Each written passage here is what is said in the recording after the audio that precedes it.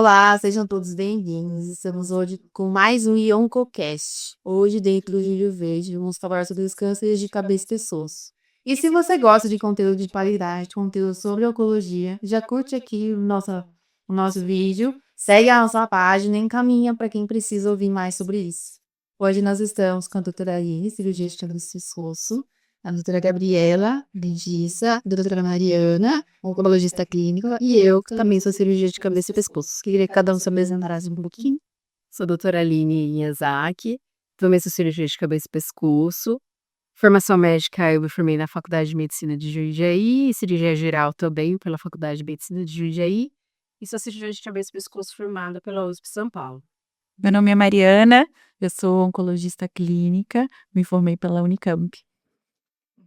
Meu nome é Gabriela, sou cirurgiã dentista, formada pela USP de Bauru.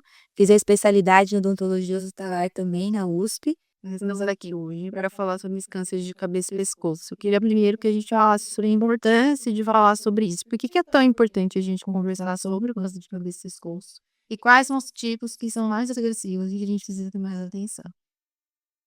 Eu acho que esse é um tema muito importante. Essa é uma época do ano em que a gente se volta a falar sobre esse assunto, mas que existe uma alta prevalência o ano todo, né? Nós que trabalhamos com os pacientes oncológicos nessa área sabemos que não tem uma predileção somente em julho, mas serve o alerta para essa época do ano a gente voltar a atenção em campanhas de prevenção. Hoje no nosso país, os cânceres mais comuns em cabeça e pescoço são os cânceres de boca. A gente está em torno aí do quinto câncer mais comum nos homens, e em laringe é o oitavo mais comum dos homens. E a grande questão, acho a grande importância desse assunto é que o que muda a história natural da doença, o que aumenta as chances de cura desses pacientes é o diagnóstico precoce. Se a gente descobre lá no início, logo no começo, as chances da gente conseguir fazer um tratamento mais eficaz, com menos sequela, com menos morbidade e com maior chance desse paciente ficar curado dessa doença é muito maior. Então, por isso é tão importante as campanhas de prevenção para todas as pessoas que têm um paciente, seja um cirurgião dentista, seja um clínico, seja um cardiologista, seja ginecologista, todo mundo que tem um atendimento de um paciente, por exemplo, em câncer de boca, uma ferida na boca que não cicatrizou por mais de 15 dias, procura uma avaliação, procura um atendimento. Então, acho que a grande chave disso tudo, a grande importância é o alerta para o diagnóstico precoce, porque é isso que muda muito a evolução dessa doença, principalmente, né, em câncer de cabeça e pescoço. E você falou bastante do diagnóstico precoce, e eu concordo. Acho que é a grande chave, tanto dos tumores de cabeça e pescoço, para os tumores em geral. E queria chamar a atenção para os sinais e sintomas mais precoces que a gente pode identificar. Então, só reforçar, né? Uma ferida na boca que não cicatriza, que só cresce, que causa sangramento, que às vezes ela é dolorosa e às vezes ela é não dolorosa. Então, isso também tem que chamar a nossa atenção. Uma rouquidão, às vezes, né, a gente fala um pouquinho mais alto um dia e acha que essa rouquidão tá normal, mas se ela persiste por mais de 15 dias, ela não é normal, a gente precisa investigar. E aí, às vezes, um caroço no pescoço que de repente aparece, ele não sobe, não tem relação com infecção, né, da boca, uma rinite, uma faringite, ele também merece ser investigado. Quanto mais cedo a gente procurar, mais cedo a gente investigar, maiores são as chances de cura. Queria que a gente lembrasse também, quais são os principais fatores de risco para o câncer de cabeça e pescoço. A gente sabe que é muito prevalente, mas por que é um prevalente? Os maiores fatores de risco é o tabagismo e o etilismo, né? E agora a gente também sabe que a infecção por HPV também é um fator de risco. Mas também a gente não pode esquecer que aquele paciente que não é tabagista nem etilista, ele também tem um risco, né? Hoje eu vejo no meu consultório, principalmente aquela lesão que não cicatriza, que a gente liga um alerta, que hoje não tem muito isso mais. E principalmente a idade, né? Antigamente era assim, na década da quarta década, né? Dos 40 aos 50 anos, hoje já diagnostiquei 3 na faixa de 30. Então, acho que essa faixa etária também mudou e a gente sempre tem que ligar o alerta, independente se o paciente tem esse fator de risco ou não. A gente falou muito de ferida, mas tem algumas lesões na boca também que elas merecem um alerta. Você não quer falar com sobre isso? Sim. A primeira é a ferida que não cicatriza, que muito paciente chega pensando que é uma afta, né. A gente até faz uma prova terapêutica de 7 dias para ver se responde alguma coisa. O segundo fator, a gente tem lesões em boca que são potencialmente malignas. Então aquela placa branca que ela não sai da boca, que não é destacado, ela é uma leucoplasia. Ela precisa de uma avaliação ou, se não, um acompanhamento. Então muitas vezes a gente faz biópsia para ver se essa placa tem uma displasia, né. Então o que seria uma displasia? Uma célula diferente, né, se ela não está caminhando para alguma coisa. A eritroplasia também, que são placas vermelhas não removíveis, né. A gente tem doenças autoimunes como líquen plano-erosivo, que elas têm que ser acompanhadas, porque a chance, de uma malignidade futura é grande, então remover essa lesão antes de formar alguma coisa. E a gente tem a leucoplasia verrucosa proliferativa, é muito nome, mas assim, são placas brancas que a chance de malignidade é de 70%. Então, assim, quando o paciente já chega com placa branca, a gente consegue essa remoção antes de tornar alguma coisa, é muito importante. A gente falou também bastante de cigarro, de álcool, mas não por isso, porque eu gosto sempre de chamar a atenção. E as pessoas falam pouco, mas que é o trauma crônico. E muitas pessoas, né, principalmente alguns idosos, têm uma prótese mal adaptada. Que faz o trauma crônico, principalmente aqui na região, e isso também pode gerar outras. Então, eu ressalto a importância de visitar sempre o dermatologista, não só para fazer uma profilaxia, mas para rever, né, próteses mal adaptadas, e às vezes eles ficam muitos períodos com isso, assim, né. A gente falou também da idade, né, que tá diminuindo a idade, eu queria que você falasse um pouquinho sobre a infecção do HPV, que tá diminuindo cada vez mais a idade e aumentando a incidência de câncer nos pacientes jovens. Perfeito. Antes de eu falar do HPV, eu só quero destacar um ponto com relação a gente sempre falar sobre fatores de risco. Acho que é importante entender que existem fatores de risco que fazem com que você aumente as suas chances de ter uma doença oncológica. Mas não é o fato de você não tê-los que não faz com que você esteja protegido. Então, a história na família é importante? É, mas se você não tem, não quer dizer que você não vai ter a doença, né, oncológica. Então, se mesmo que você, eu nunca fumei, eu nunca bebi, eu não uso prótese, né? Mas isso ainda assim existem possibilidades de você fazer a doença oncológica aqui na cabeça do pescoço, boca, garganta, laringe, enfim. Então, isso é importante que a gente saiba isso e que chame atenção. Então, todas as vezes que a gente tem uma lesão que não cicatriza, como vocês já falaram, como um lugar de trauma crônico, então isso precisa ser sempre avaliado. Então, não é o fato de não ter o fator de risco que você não tem. E aí, um dos fatores que entra é o HPV.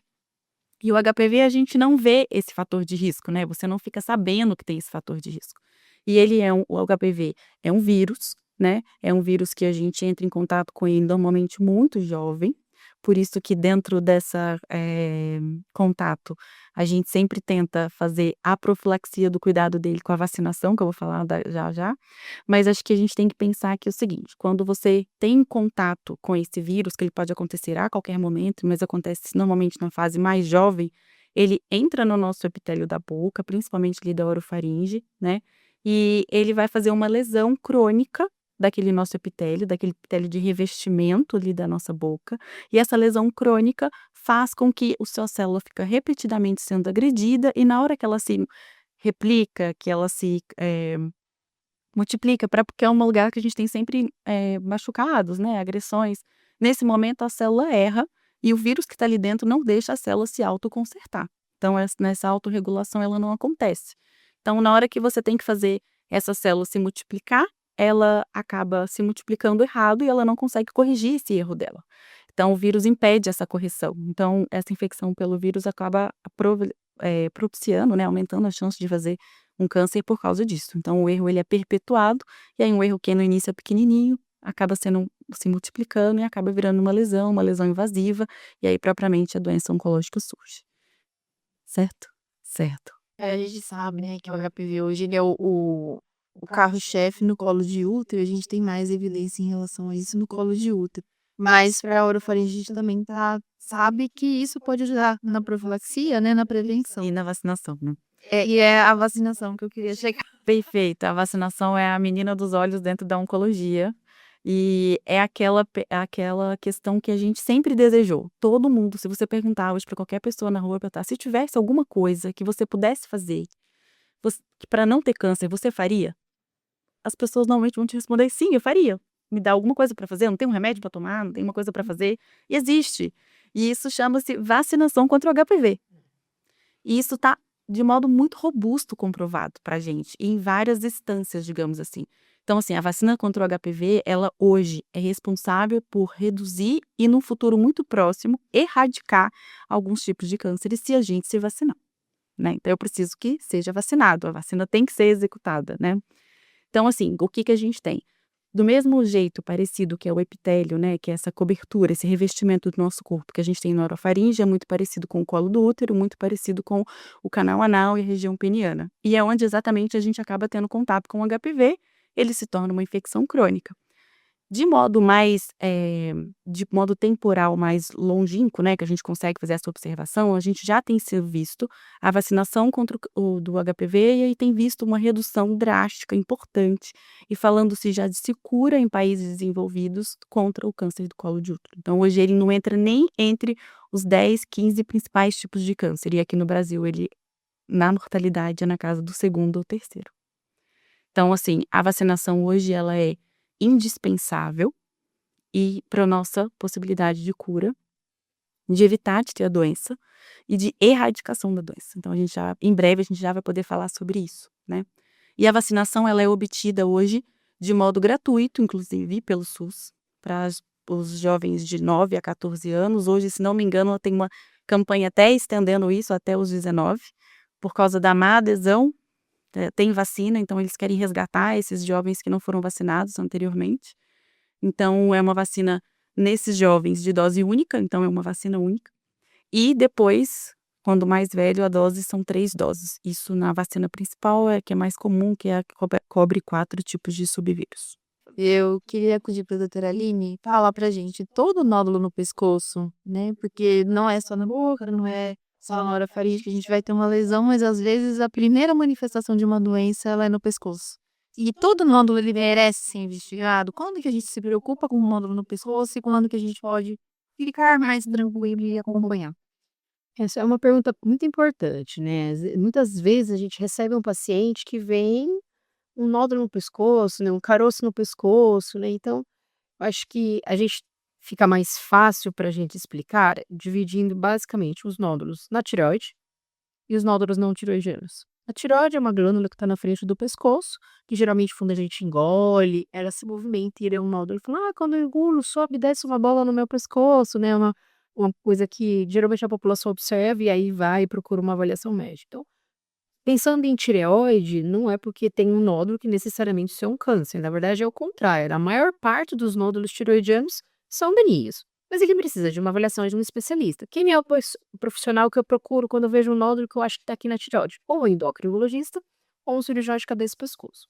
Agora, um nódulo que está mais ao lado do pescoço, mais em cima, que persiste, que é doloroso, que está crescendo, às vezes ele inflama a pele, ele pode vazar, ele aparece com um nódulo, depois ele surge outros em outros lugares do pescoço. Esse é um nódulo que a gente precisa levantar um sinalzinho de alerta e você precisa procurar um profissional. Geralmente é o cirurgião de cabeça e pescoço que vai fazer essa investigação. E por que que isso é tão importante? Porque tem alguns tumores na região da boca, da garganta, que às vezes eles não dão um sintoma tão exuberante, como por exemplo os cânceres de orofaringe, que é geralmente a região das amígdalas. A pessoa não percebe que ela tem um nódulo, uma ferida na amígdala, porque ela não consegue às vezes examinar e fazer o autoexame da amígdala. Mas aí ela tem um caroço no pescoço. O que isso pode ser? Alguns tumores, eles começam numa região e eles podem se espalhar, eles podem se disseminar, que são as metástases linfonodais.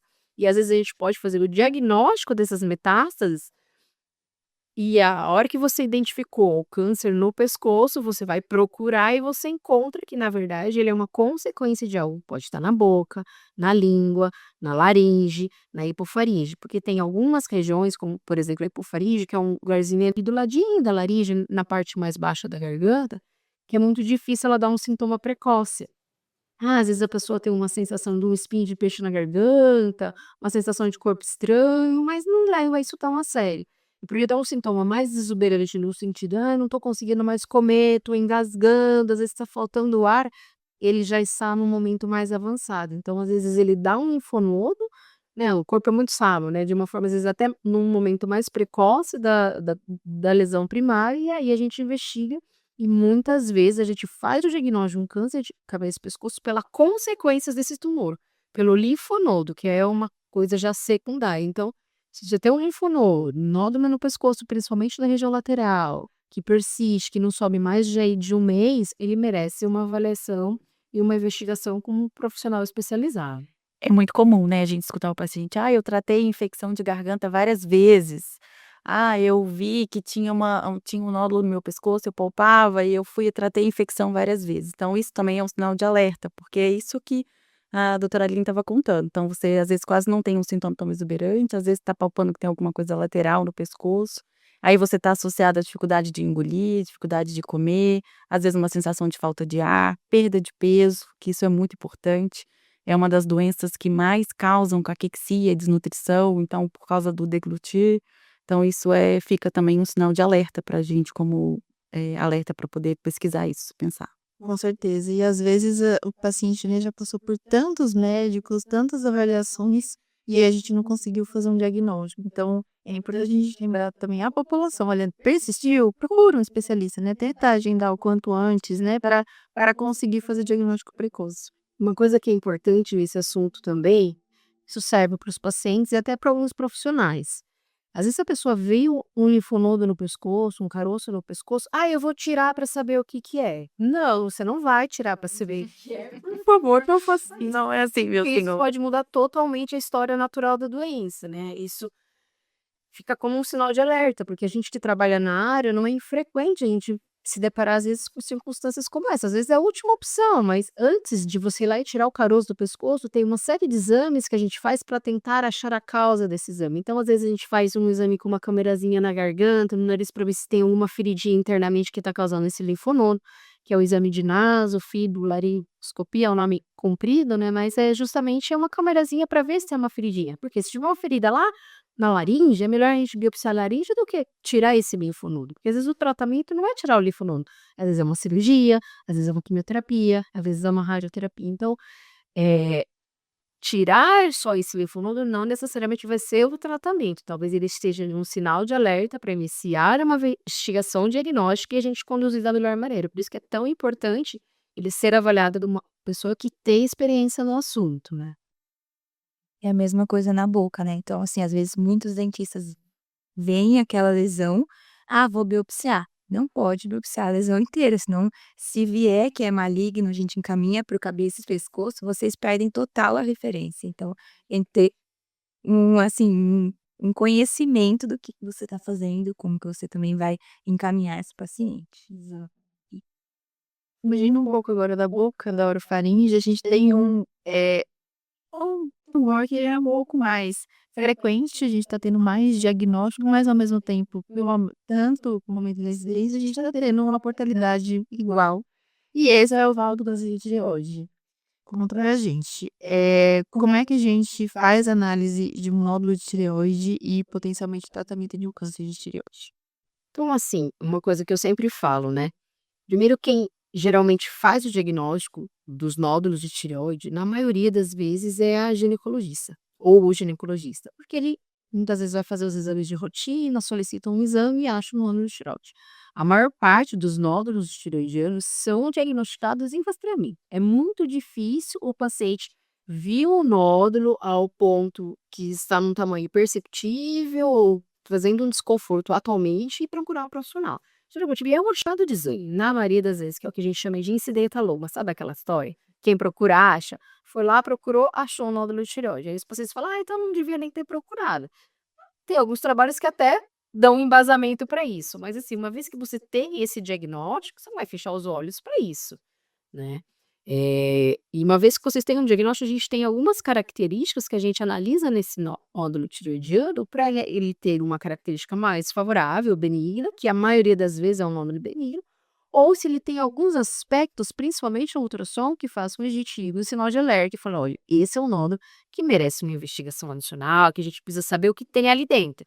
E é um exame relativamente simples, que é a punção, que é um exame que você vem com uma agulhinha dentro do nódulo, guiada pelo ultrassom, colhe o material e isso vai para uma análise, e através dessa análise dessas células, você consegue entender se esse é um nódulo com maior risco de ser câncer ou se é um nódulo mais provavelmente benigno. E a partir disso, o nódulo maligno, na maioria das vezes, a gente vai propor um tratamento cirúrgico para o tratamento, né? Para ressecção. Existem novas tecnologias de ablação que são coisas mais modernas, mas assim, o padrão ouro, standard, que é algo que já está muito bem estabelecido na literatura, o câncer de tireoide é a cirurgia que, na maioria das vezes, vai ser curativa para esse câncer. Eu acho que o mais importante, e é por isso que a gente traz aqui profissionais de diferentes áreas, é lembrar que o tratamento de um paciente oncológico ele é sempre multidisciplinar. Fala pra gente qual é a importância do tratamento multidisciplinar, quais são os profissionais que podem estar envolvidos no tratamento de um paciente que tem câncer de cabeça e pescoço, e como que a gente pode trabalhar junto. Maravilhoso. Olha, a gente sabe hoje que a jornada do paciente oncológico, ela é pautada por vários momentos, né?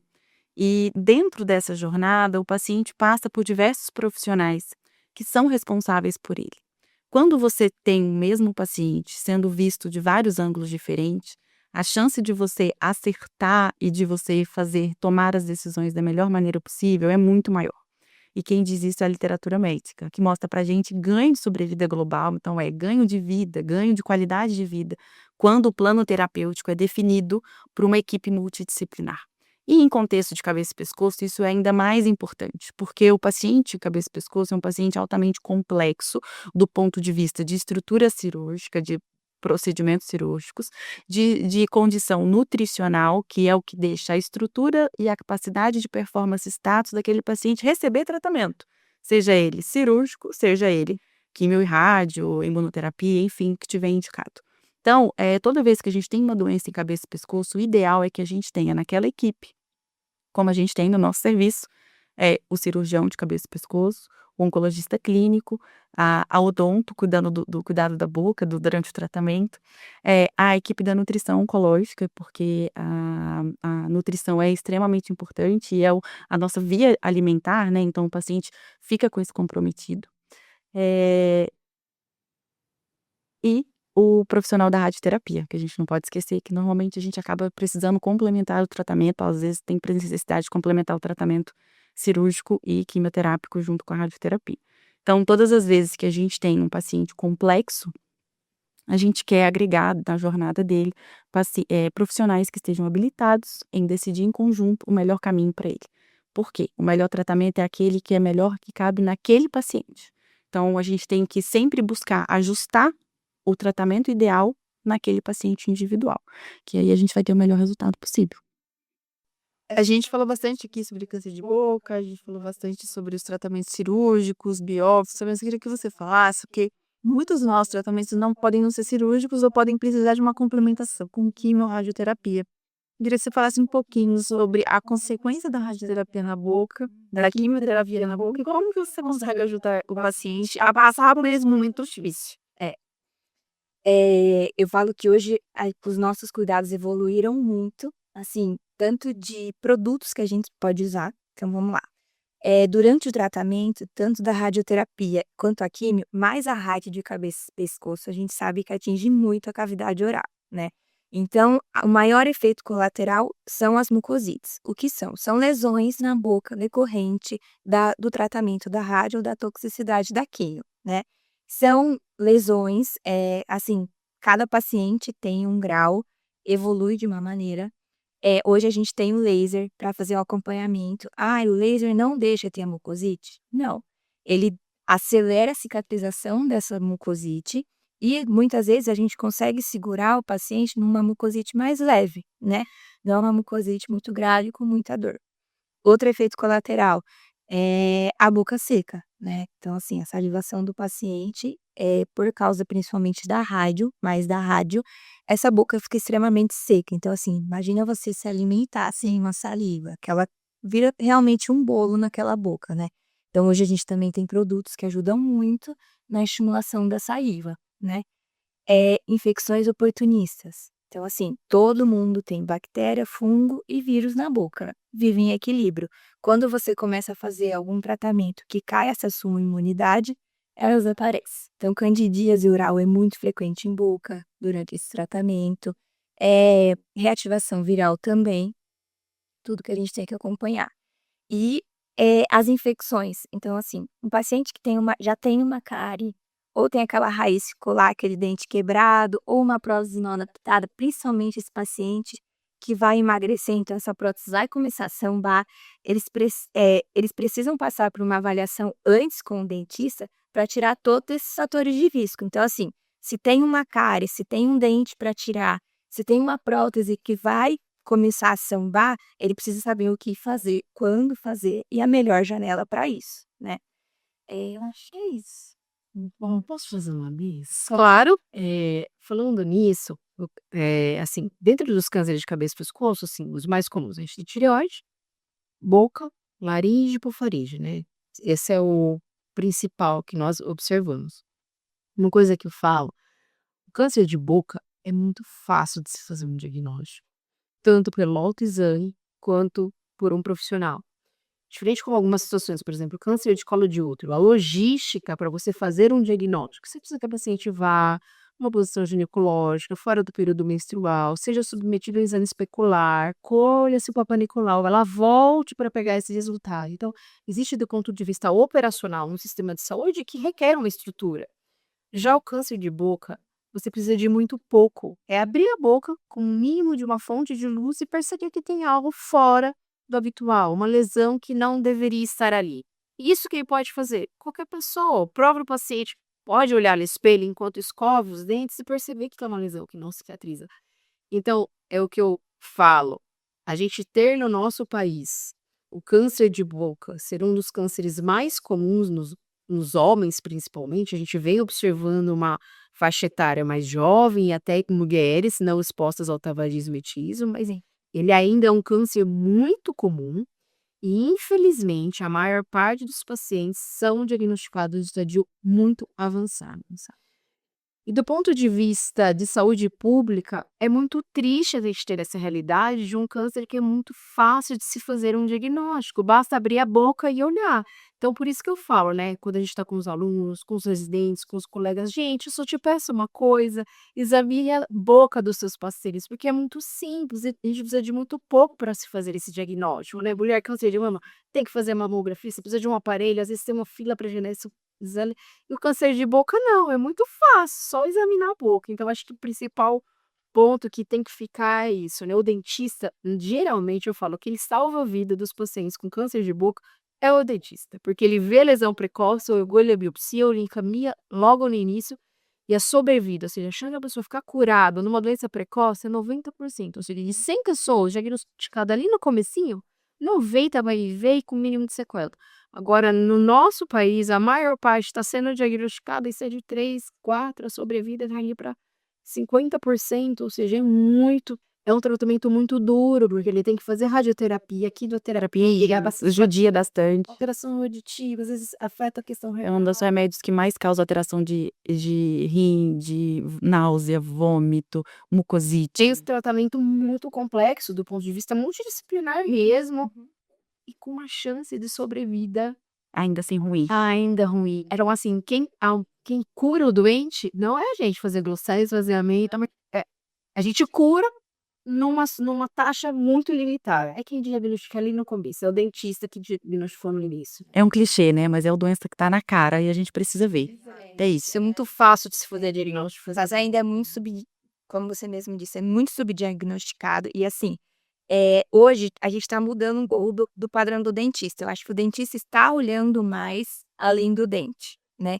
Porque antes era, gente, a formação era dentista olha dente, dente, dente, dente. E hoje eu sinto que já está mudando. Você vê uma bochecha, você vê um larinho, o paciente falou que tem uma ferida, geralmente era assim, é um siló. É um siló. Gente, deu 7 dias, não cicatrizou com a pomada, opa, liga um alerta. Eu acredito que isso está mudando, mas a gente ainda tem que mudar bastante. Acho que a gente tem muito chão ainda mesmo, tá? É uma questão de educação em saúde. E a gente vê que o paciente não vai para o dentista fazer a rifacia.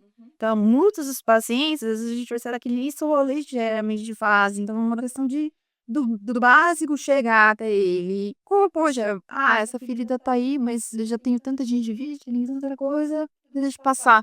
É uma coisa que a gente precisa colocar isso na cabeça das pessoas, né? E orientar, e fazer, e tem, né, assim, indígena do posto também, sim, mas não é tudo comum, né? Não é uma especialidade que tá lá, às vezes tá em falta. E aí a gente fica um pouco à mercê. E até para o paciente, às vezes ele tá com aquela lesão que tá crescendo e não cicatriza, mas ele fala: "É uma afta, todo mundo tem afta. É uma afta, fica aí, fica crescendo, mas eu acho que sou eu", ou coisa do tipo. E assim, a lesão, como esse podcast é também para paciente, a lesão de afta e a visão, quando ela é maligna, ela tem características diferentes, né. Uma afta, ela é bem redondinha, circunscrita. A lesão, quando ela é mais maligna, ela tem uma borda mais endurecida, ela tem um contorno irregular. Então, assim, serve de alerta. Não acha que tudo. As pessoas não podem achar que tudo é uma afta, porque muitas vezes não é. E não tem a história da dor, né, assim, tem: "Ai, se doeu é câncer, se doeu não é câncer". Não, gente, câncer dói, câncer não dói, né. Então pode ser câncer doendo ou sem dor. Então isso também é importante de lembrar, porque tem muito: "Ah, não preciso procurar não, porque não tá doendo". "Ah, não tá doendo, aí não é não tem lógica isso". É. Estamos chegando ao final do nosso podcast, então eu queria que a gente deixasse as mensagens finais para os nossos pacientes que estão ouvindo por aqui. Bom, que a gente falou bastante aqui, uma ferida que não cicatriza, alguma placa que não destaca, é um autoexame que qualquer um pode fazer na frente do espelho. Procure um especialista, que o diagnóstico precoce faz toda a diferença no tratamento e no prognóstico da doença. Acho que uma coisa importante, uma mensagem, o diagnóstico não é o fim. O diagnóstico é o início de um novo percurso. Esse percurso do tratamento oncológico muitas vezes não é fácil, mas se você estiver amparado de bons profissionais, ele pode ser menos complexo. Então, procure um especialista diante de uma suspeita diagnóstica e não perca a esperança. Bom, eu acho que a mensagem que eu deixo, final depois disso tudo, primeiro é a tranquilidade que eu fico de trabalhar em equipe junto com profissionais tão competentes, que sabem do que estão fazendo, então eu fico muito segura que meu paciente está recebendo mesmo a melhor assistência, e fico muito satisfeita com isso, de estar aqui com vocês. E eu queria muito lembrar vocês que melhor do que ter um diagnóstico precoce e a cura é não ter a doença. E hoje a gente consegue fazer isso com alguma prevenção pela vacinação contra o HPV. É um privilégio ter acesso a isso.